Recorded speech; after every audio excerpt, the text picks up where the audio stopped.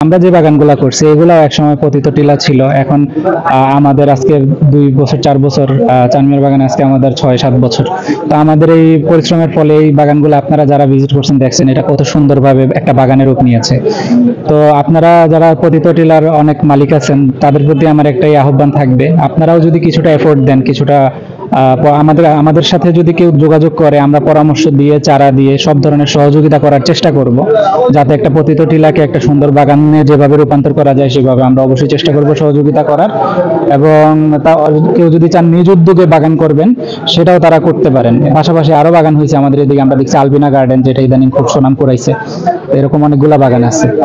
তো পতিত টিলাগুলা চেষ্টার মাধ্যমে আসলে এগুলা বাগানে পরিণত করা সম্ভব, এবং বাগান হইলে এগুলা আসলে দেশের অর্থনীতিতে গুরুত্বপূর্ণ ভূমিকা পালন করবে এবং গোলাপগঞ্জ ধীরে ধীরে কৃষি পর্যটনের নগরী হিসেবেই পরিচিত হবে সবার কাছে।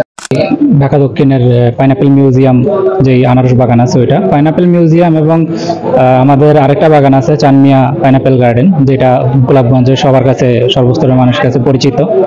তো এই দুইটা বাগানের পক্ষ থেকে আমাদের আশা।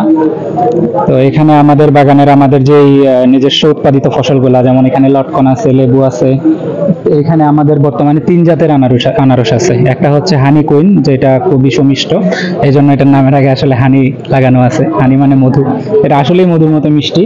এবং আমাদের সিলেটের ঐতিহ্যবাহী একটা আনারস আছে এখানে, জলডুব বা জলডুঙ্গি আমরা যেটা বুঝি, ওইটা আছে এখানে।